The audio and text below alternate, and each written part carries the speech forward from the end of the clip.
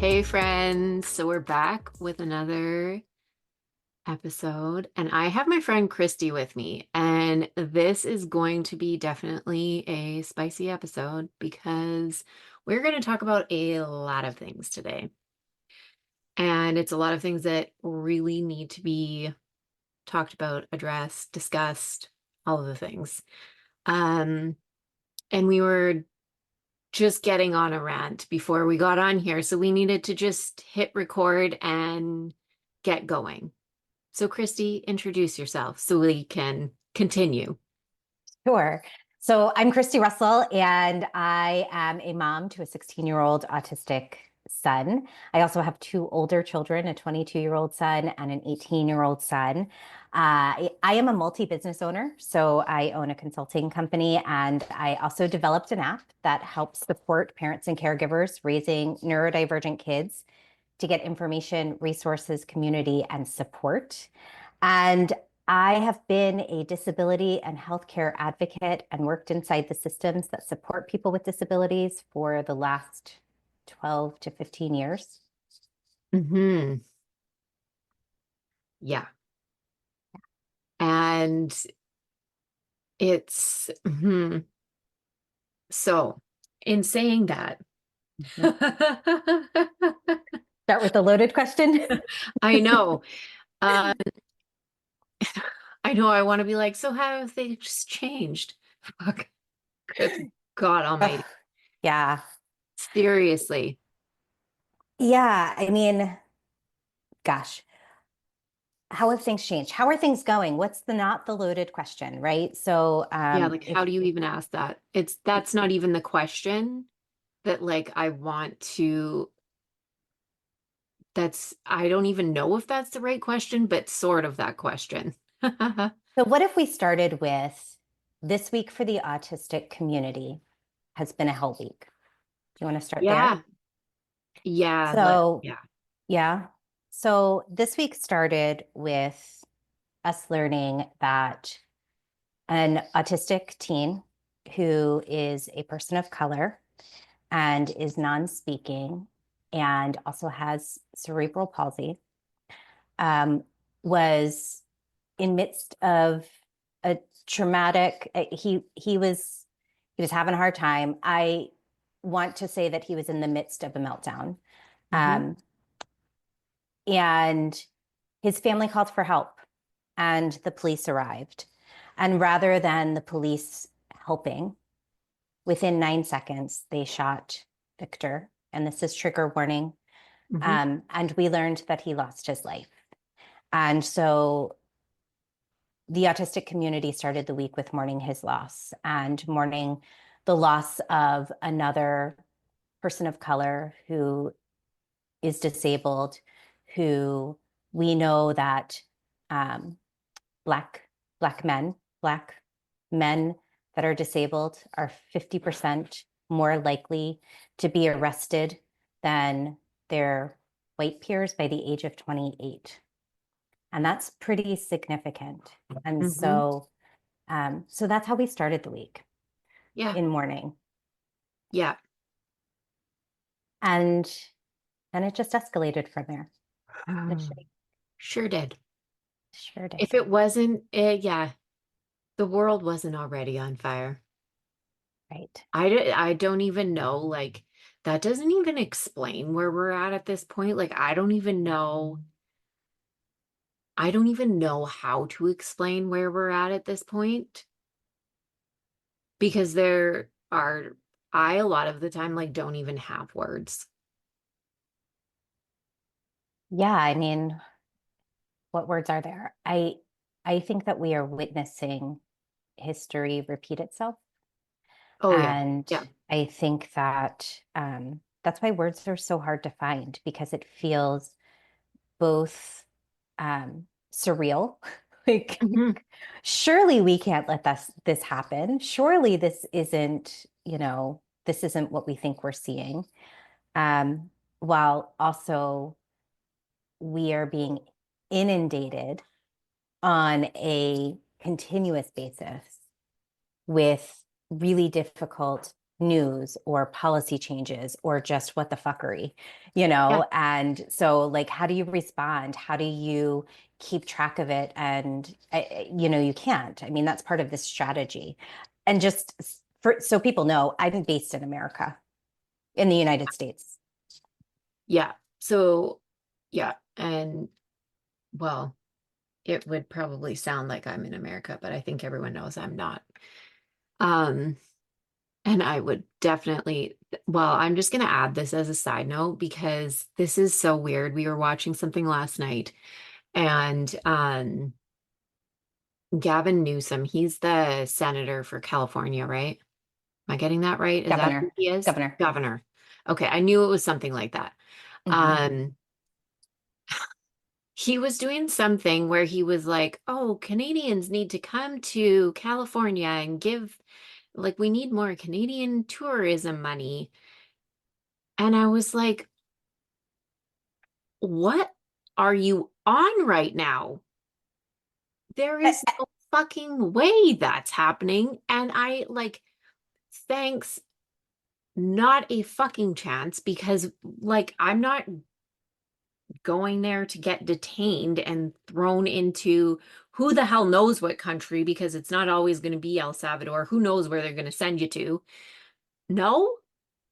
Right, What? right. Well, and also, uh, how does the man not know that you guys were issued a travel advisory? I How don't is he know. inviting you? I mean, like, I am not in government or politics, and I even know that your government is saying that's a bad idea for us to travel.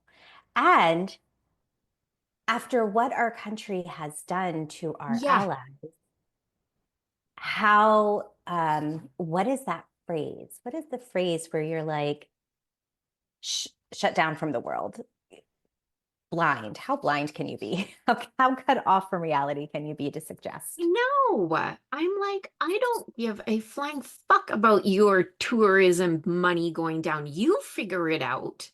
Right, Like, there's a reason that that's happening, and it's not our fault.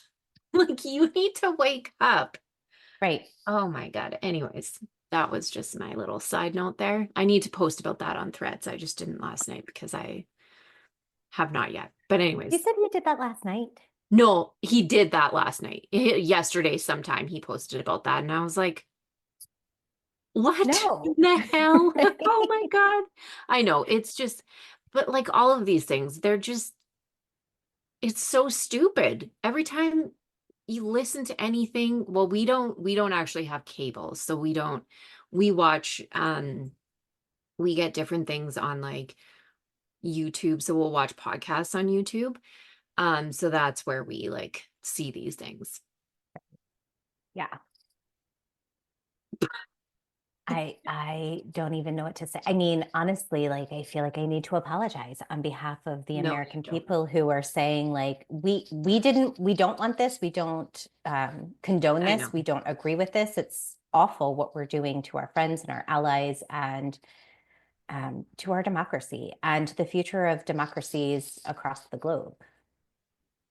Well, it's insane. And I think that there is a level, and something that I do want to say is because I think that this has gotten very interesting too, because there's some people here who don't understand that there are really people who do get that. There are people who are not seeing at all what's happening and are totally just like I had a comment where I had posted something in a Facebook group and someone was like, "Oh, I just don't watch the news because it's too stressful for me." And I'm like, that must be nice. It's showing your privilege right there. Like, what are you talking about right now? But okay. Um, but An I know that incredibly there, privileged position to be in to not have to care. yeah, until you cannot anymore because Right. this it will affect you. Hmm. But I think that there are some people here who also can't get over the fact that, like, it truly isn't all Americans. And I have so many friends that live in the US that are so staunchly against that and everything that is happening. And that's where I honestly have a really hard time with this because not everyone can see that. And so I do post a lot about this and I do really support you guys because I'm just like, it kills me to fucking see this. Thank you. Thank Yeah. you. Because it's, yeah, like I said, like, how do you find the words to describe it?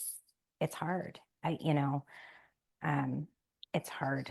It's hard to think about not only the moment that we're in, but how we then move forward from Hmm. it. It's also really hard because the way that our government is set up, we have Hmm. the three branches of government, and they are supposed to be equal partners. And we are literally watching.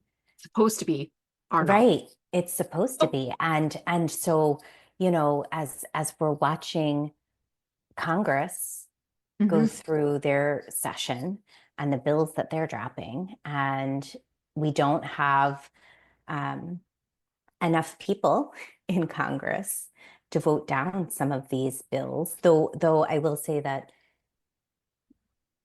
some of the more conservative representatives, I think, my fingers are crossed, are starting to see Hmm. um, that they have to stand up to this, but it's Yeah, been so slow moving. And I think that's the other I know.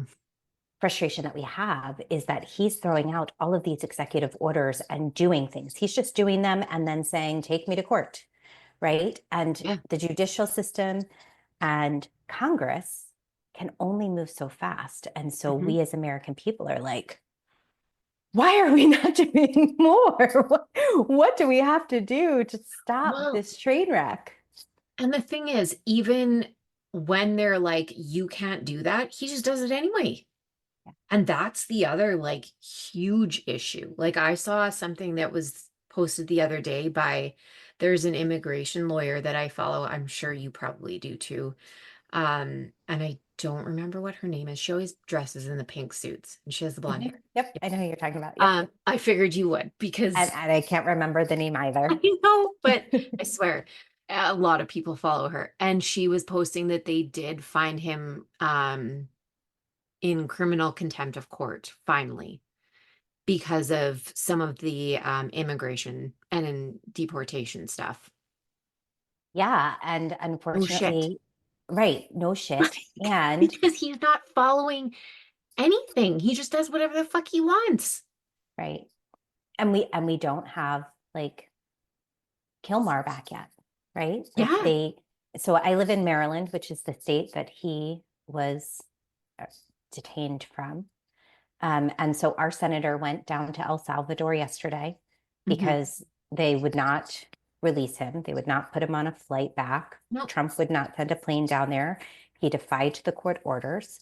Yep. Um, and Van Hollen, as of yesterday, was not even able to get a proof of life, wasn't able to go see him in Yep. prison, wasn't able to have a phone conversation, and wasn't able to connect him to his wife just to say, I'm alive.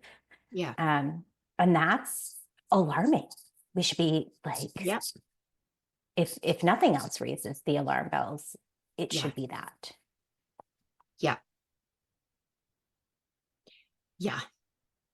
Yeah. And I think that it's so important to talk about. And I think some people are like, why are you talking about this when like you should be talking about business? And I'm at the point where I'm like, I don't give a shit because even though my platform isn't huge, we need to be talking about this because it is just, this is wild that this is happening. This is so beyond anything.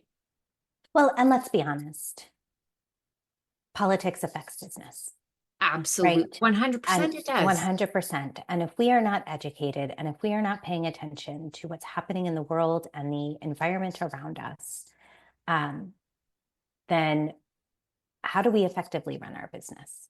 How do we effectively connect with the people that we want to help if we don't understand the situations that they're in and if we aren't able to respond? And that's just from the human side. But Yeah. I think also from like the strategic side, this is affecting supply and demand. The Yep. tariffs are going to affect pricing, which affects Yep. every business, regardless what industry you're in. Yep. So to separate politics from any aspect of our life, I think right now in this moment in time is short-sighted. Yeah. Yeah. I 100% agree. And I just, I won't stop talking about it because it's it's so entangled now and it affects so much. And we're going to see there is just so many things that we're going to see in the way that this is going to affect things in our lives. I also, and I'm starting to see this already. We will get into the autism specific stuff in a second because I do really want to talk to you about that. But I want to touch on this for a second because I want to get your viewpoint on this too. Um, One thing that I am seeing, and I think that this is interesting, but with the tariffs, with the economic instability and all of that, there are people that are like, oh, well, you got to raise your prices. You got to raise your prices on what you're charging people. And it's like, I get I get it and I don't because how are people going to pay you because everything is going up? Like this is where the cognitive dissonance is just so like what is going on? I think that here's my take on it. Um, and, I could be wrong, but this is my take. Yeah. We can't raise our prices or do things just because others are doing it, right? Like, I No. think that I read one article. This is infuriating to me. Talk about California. I read one article where one of the largest manufacturers of eggs from California made like a $200 billion profit in the midst of our egg shortage, where I can only get a dozen eggs at a time, right? Like, that's fucking stupid. Yeah. Like Yeah.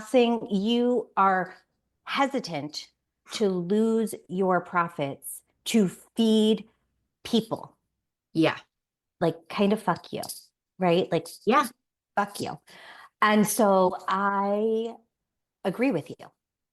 I feel like um, right now, if we have the ability to maintain our pricing structure, and to keep things accessible to families so that our services, which people need, right? Yeah. Like coaching, consulting, strategy, um, supporting families, we want people to be able to access those things so that they can maintain their lives, live Yeah. good lives.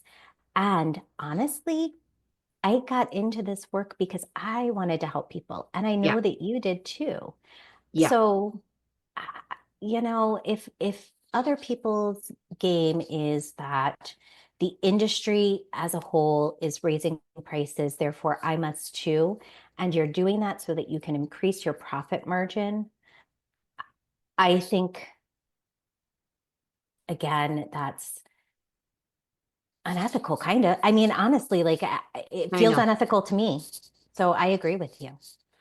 Well, yeah, I find it,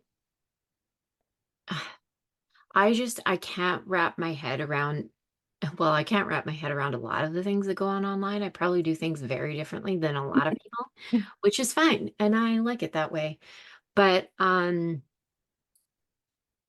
I just, it doesn't make any sense to me. People are going to be struggling. And one of the things that I think that it is really important right now, like this, it sounds weird. It is a time where, you know, building a business, starting a business, although that sounds weird, is probably one of the best things that you could do for yourself because you have no security like leaning on a company or anything else. Yep. Like, seriously, if you can do it for yourself, that's probably going to be the best thing that you can do. And we can't be like, oh, but it's going to cost like $10,000 a month to get any support to do that. Who the fuck can pay that shit? And Right. especially right now, like, come on. And the people that need to start their businesses right now because of the state of the world Yeah, are not the people who can afford $10,000. And I think that's the part you captured exactly what I was trying to say perfectly. That's the part that feels unethical because there are yeah, people who legitimately are trying to figure out because they got laid off. I mean, let's talk about yeah. federal government layoffs for a second. We've cut tens of thousands of jobs from people who have spent their lives dedicated as civil servants to support our country. And Mhm. now the job market is terrible. Yeah, We know that we are in a recession, headed for depression. And so, what do those families do in now a saturated job market? yeah, yep. Yeah. One of my first bosses said to me, um, everybody here is dispensable, right? Anybody here could be fired at any point in time, Hmm. which sounds really harsh coming from your boss. But the other thing that she said is so never get complacent. Never think that I don't have your replacement in my back pocket, which means that you should always have your next position in yours. And man, what a lesson to learn at 17 years old. Yeah. Hmm. Yeah, Yeah. And it's true, right. unfortunately. Unfortunately. Yeah. Yeah. Crazy. Okay, so let's shift into Good so old the, RFK. oh, and this Or is do you want actually, something else? oh no, this is interesting too, because this morning, so we had oh my God, this is so weird. We had like a muffin morning for our school here for Alexandra's school, and she's 9, so she's in elementary school. And so we do these like math and muffin mornings. And of course, because I am whatever, I'm the chair of the school council. I don't know why I do this to myself. I'm not doing this next year. I'm getting out of it because I need to. But anyways, so that was this morning.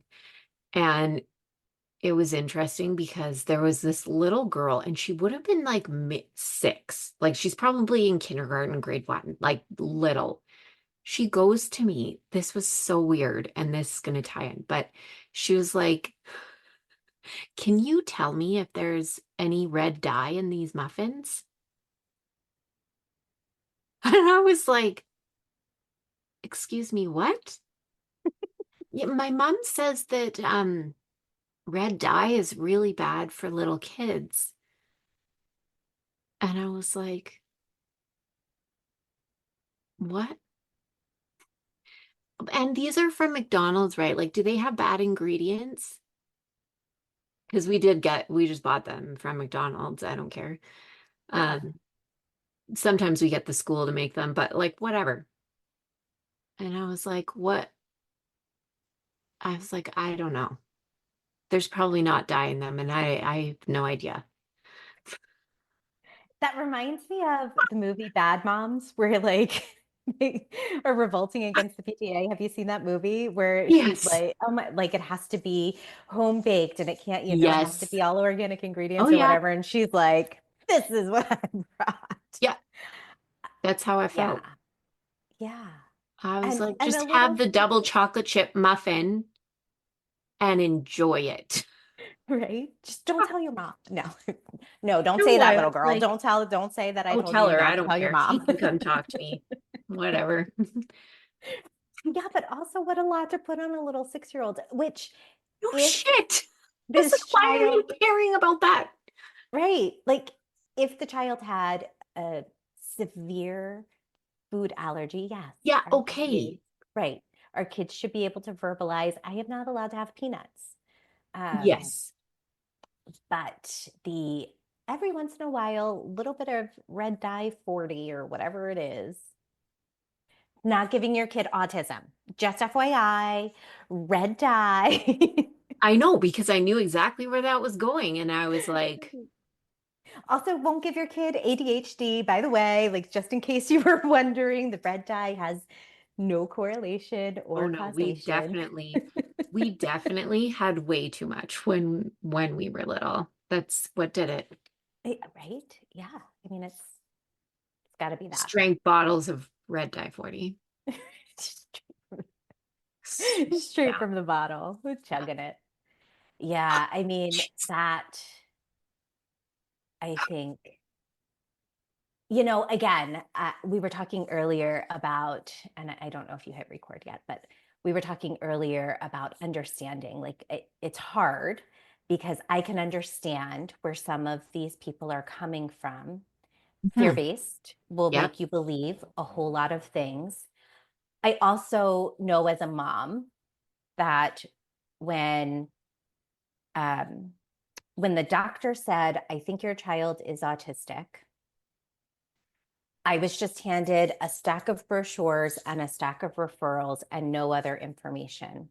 Do you mind Mhm. if I tell this story? Because this is actually really relevant. Yeah. So I was handed a stack of brochures and a stack of papers and nothing else. And so Hmm. I spent hours upon hours every single night Googling and researching and trying to find, like, I had no idea. I thought my son was deaf. Thought he was hard of hearing because he Yeah. wasn't talking or responding. And How old so was he? so at 2 is when we started to notice delays and we started bringing it up pretty regularly at the Okay. doctor's office. Yeah. 3 is when, right before he turned 3, it was in April, he turned 3 in August. I had a play date. My cousin brought her son, who was the exact same age, over, and her son ran outside in the backyard and was playing by himself and talking in full sentences and was like, Yeah. going to the bathroom, all these things. And I was like, Oh, oh, we are way, way, way far behind, like yeah. way more than I thought.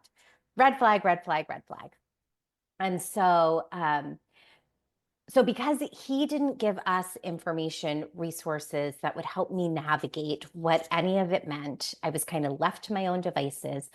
I sought out other parents who had autistic children and immediately got connected with Talk About Curing Autism, the group. And they are no longer called Talk About Curing Autism, but it was the What are group they that called now? um, Just so that everyone knows to avoid. yeah, gosh, I don't know, but their acronym Okay. is still TACA. So even though they rebranded the autism, and it's been a while since I've heard them talked about. So Jesus. if Okay. they're still in existence, I don't know what the rebrand is. I know that as of a couple of years ago, the autistic community was still like, nope, still red flags. Doesn't matter if you rebranded. As soon Yeah, as you say those words, absolutely we're not. raising red flags. Um, but I didn't know because I knew nothing Well, because I yeah. wasn't given anything except some brochures, and they tell you flipping nothing except milestones that I already knew he missed, right? Yeah. Yeah. Thank you. Yeah, thank you. And so this group was very heavy into chelation and hyperbaric chambers and mitochondriac symptoms and syndromes and all Hmm. kinds of alternative treatments. And um, so I know how families get put into that pipeline because I was the mom for a very hot second. Yeah. And I definitely remember feeling like, first of all, I'm not spending $1,000 a month on a hyperbaric chamber, and I Oh, most shit. certainly don't have money to fly to Florida to see a specialist for, 3, 2 to 4 times a year. And uh, like that year we went $30,000 in medical debt, and that was just Hmm. to follow the referrals. Yeah. And so you add on all of these other things and supplements, and I mean, it's a pipeline, right? Like, Well, and just to get the testing alone, like to get the actual confirmed diagnosis is really expensive. It's really And I expensive. think And it was people, well, some people know that, but some do not. right. And the wait lists are very long, Yeah. right? Like you can't just say, I think my kid is autistic, and then you can get in for a formal diagnosis. Like that's a No. 12 to 18-month wait list. So Hmm. you're waiting 12 to 18 months. And parents, again, are handed like a stack of referrals and brochures and kind of said, like, we'll check in 6 months. Good luck to you. Yeah. And, so families are looking for support. And at the time, so I'm not going to go too much into my son's support needs, but they were pretty, they were significant enough. Hmm. And so I say all this because one, it kind of operates like a multi-level marketing scheme, Yeah. right? Yeah. Like they bring you in and then you recruit a couple more members and you keep recruiting a couple more members. And so thankfully Facebook was kind of brand new at the time. I started connecting with families and people who were content creators even back then, and we're talking about autism from a neuroaffirming perspective, and Hmm. started to direct me to autistic adults. And thank Yeah. God for that, Yeah. because again, I can see how the pipeline works. I Hmm. can see how families, and the other thing that I want to say is, as moms, we see our children struggling, and it is our duty. We are put on this earth as moms to help our children and to fix the struggle. And so when you have that frame of mind, curing isn't that big of a stretch, because that's your kind of natural, Yeah. like, I need to fix this for them. I hate to see them struggle. I hate to see them suffering, Yeah. right? And what I learned is that, yeah, my kid was suffering because I was an asshole, like Yeah. I was trying to change him and modify his behavior. And I was doing things that were causing meltdowns and causing Yeah. distress and making him unregulated and hurting his sensory system. And Yeah. and so when we started to look at those things Yeah. and my parenting and my parenting style, And it's tough. It's tough for people to hear that, but you do have to adjust things. yeah. Mhm. And I think, I heard this, I think it was it Motherhood for Good? Another content creator who, they're psychologists, it's a group of moms, and they talk about neuroaffirming care for autistic people.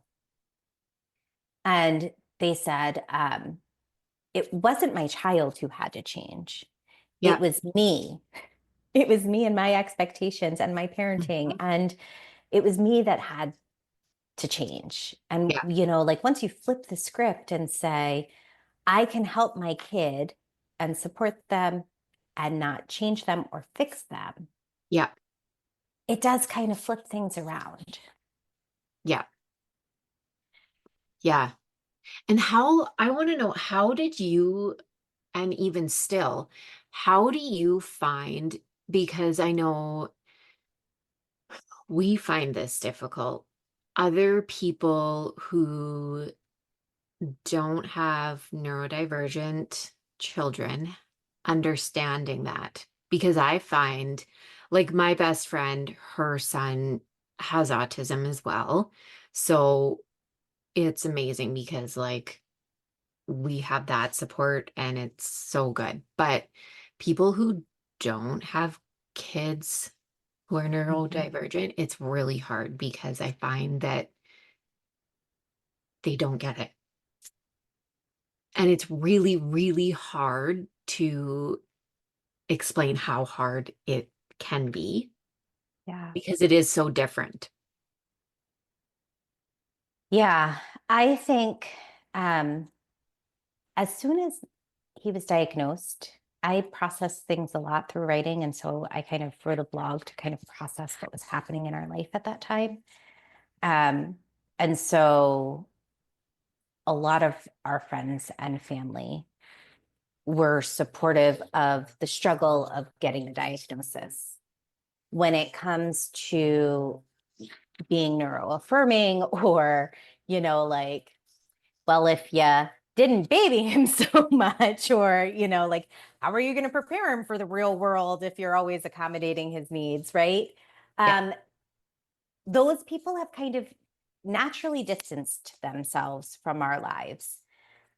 And we've had to be okay with that. Like I definitely think that there's some mourning of friendships that have kind of petered out over the years. And I think that, like, for our safety and sanity and keeping us whole and grounded in our values and beliefs, um, it was kind of bound to happen anyways, Yeah. right? So, I think that dependent on the situation, depends on how I respond. But Yeah. um, I think one of my favorite responses to the, you've got to prepare him for the real world, which is like the one I get probably the most, is Mhm. that in the real world, as adults, we make accommodations for ourselves to make things easier on ourselves, and we get to choose when we can't do something. We Mhm. get to choose when we need a mental health day. We get to Yeah. choose what our career is, where we go to school, like if we get a post-secondary education degree, we get to make all of those choices. Yeah. And our kids with disabilities, so often their choices are taken away. They are presumed to be incompetent and incapable of making decisions for themselves. Yeah. And so, yeah, I'm going to accommodate him so that he feels that he can make choices in his life that are for what he wants to do and direct his life. And I'm going to have to, like, soften some of the blows for him, and I'm going to have to make things easier so that he can access what he wants to do. But it's really no different than what we do. I mean, it is different than what we do as Yeah. adults, but it's also not, because we do the same things as adults. Yeah. Yeah. Yeah. And, like, the world is already fucking hard. I don't need to make it hard in my home so that my kid knows how to No. navigate a fucking hard world. I want to be the soft Right. place, the safe place, the Yeah. place where he wants to be himself, because the rest of the world is fucking trash right now. Yeah, exactly. Exactly. So there's that too, if you want a more spicy response. Yes. Exactly. No, I like that response. Yeah. Yeah. Yeah. No, I like that response. I absolutely agree. I think that it's just very interesting. Some of the, you know, things that will be said. And it's like, yeah, I don't know. Yeah. I mean, that brings up for me, I don't know if you want to talk about this, but the different levels of support needs, and that happens Yeah. even within our community. So, like, even within the neurodivergent community, there are, um, it's so when my son was diagnosed, um, it was at a time where they still had different types of autism. So there Yeah. was Asperger's, and there was PDD, NOS, and then there was just straight autism. Yeah. And so he was diagnosed as autistic. Yeah. Um, which then I started seeing people talk about level 1, level 2, level 3. And I was like, what the fuck is that?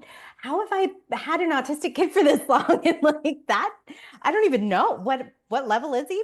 How could I know? You He should didn't get a just make level. his own level, actually. He has a special one for himself. Right. Yeah. And he'd love it. He 1,000% would be all on board with that.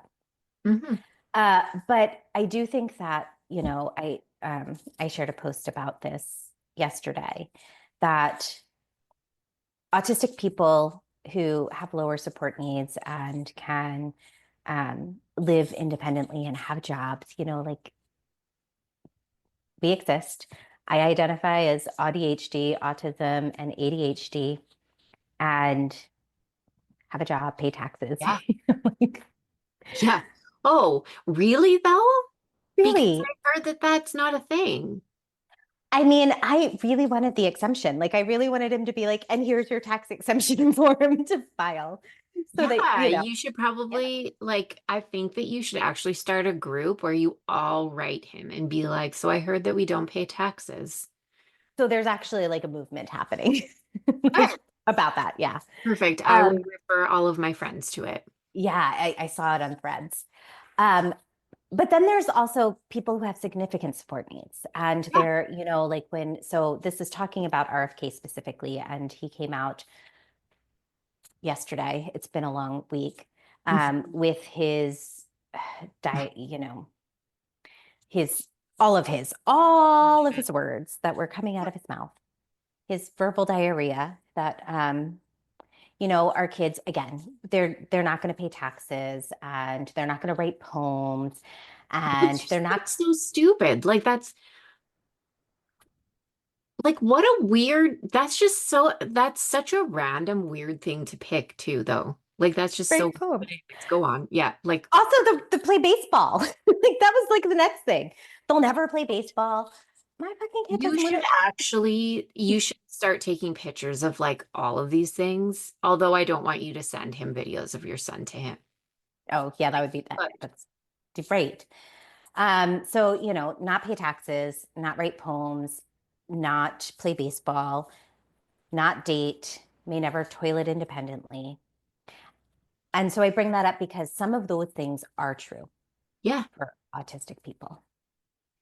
And we as a community, and I think this is like, you know, greater community, all humans, but Yeah. also like within the neurodivergent community and within the autistic community. I think that we just need to remember that we are all part of this community, and there is a very legitimate reason why. So PDD NOS, when my son was diagnosed, that was considered like, I guess, what you would now call level one, low support needs. And then autistic, moderate support needs, level two. I'm assuming that this is what they were saying. And then there was Asperger's, which was like, you know, high intellect, people will say savant like, and but also had, you know, their social communication support needs. And so there is this movement for profound autism, and it's coming primarily from autistic moms. And Hmm. a lot of those moms are big supporters of RFK. Hmm. I'm pretty sure the TACA moms are like, yeah, RFK, yeah, RFK. I think that there's interesting studies that have come out about this, that the reason why the DSM changed and created just autism instead of having all of those different names was because they were not applied in research or to people universally, right? Like there was differences in how, because it's subjective. I mean, this is the Yeah. other Yeah. thing. Like people just like did whatever the fuck they want, basically.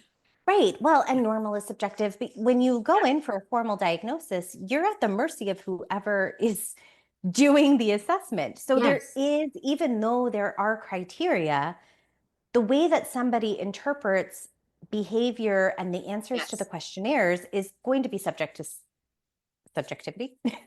Yeah. And so, anyway, you know, research shows that it actually causes more harm to autistic people to Hmm. even qualify somebody as profoundly autistic. It does not actually provide more access to services and supports and help. And so, you know, there's a lot of things that I feel like I want to say about this, but I want to say, one, as a community, I hope and wish and want us all to be in support of one another as a larger community and respect all, you know, I think that broadly autistic people support people of all different needs. Yeah.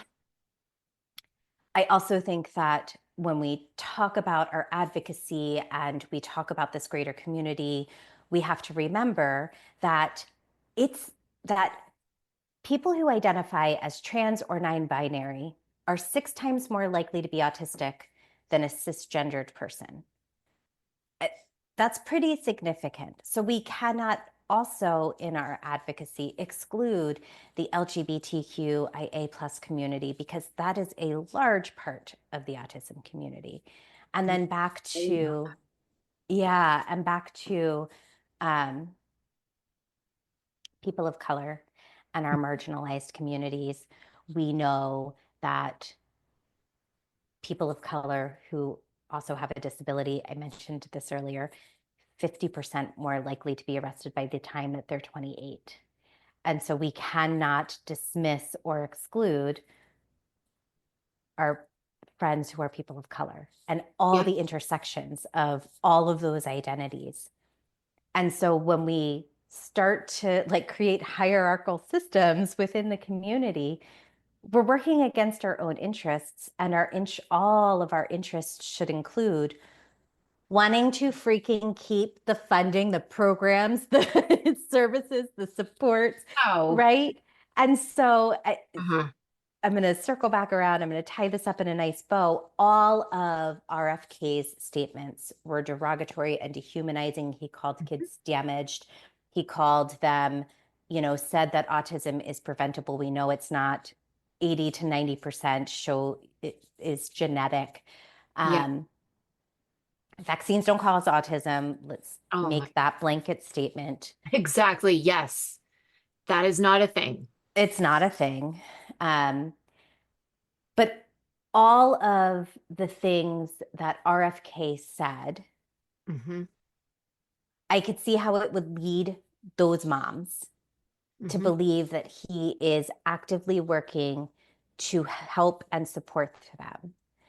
But the reality is, and this is what I was going to mention earlier, is I received the leaked budget to the Department of Health and Human Services that lists every agency and their budget line by line.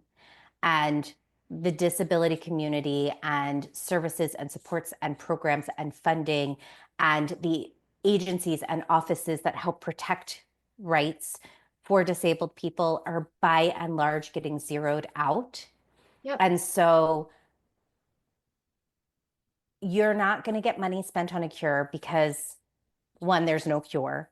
And two, Yeah. that funding is not, it doesn't exist. Yeah. And we are also cutting the programs to the very thing that would help all people, all autistic people and all of their families, which is services and supports and better access to Mm-hmm. healthcare. And that's, I think, broadly what the autistic community is saying, Mm-hmm. with these little teeny tiny pockets of other people from the community saying, that's not what I want. Mm-hmm. um, so it's, I'm laughing because if I didn't laugh, I'd cry. It's been a shit week. Yeah. Oh yeah. Yeah. Yeah. I'm right there with you. Yeah. Like it's mind blowing that it's just unreal. Yeah. It really is. Yeah. Yeah. So in terms of the app that you're developing, does this have any impact on that or no?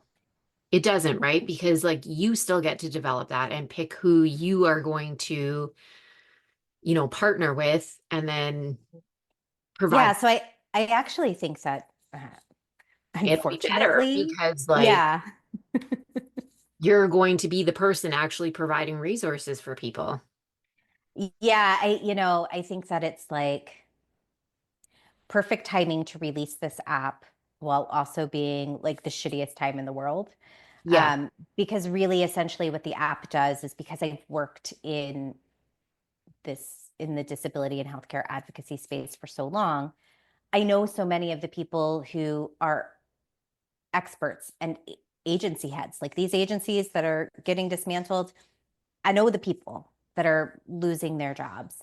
And so the intent is to bring the experts to families rather than families search for the Yeah. experts. And so I think that even as things shift or get dismantled or reorganized, whatever flavor they put on it, um, the intent is for the app to have the most up-to-date information with Mhm. people who are actually from those organizations and agencies so that they can speak truth and try and, flush out the noise. And it's self-funded right now. It's it's a privately owned company, so I don't have to worry about losing any like federal funds or anything. Yeah. After all of the things that I've said over the last couple of weeks, if I wanted an investor, probably not getting that, but I would much rather stick true to my values and morals than toe a line that doesn't resonate with me or the community. Yeah. So if you have $1 million and you want to invest in technology, I mean, I'm just kidding. obviously. Obviously, you can cut that out, but No, no, we're leaving that in. You should 1000% invest because this is the place that you should be investing in, actually. So, yeah. yeah. Um, yeah,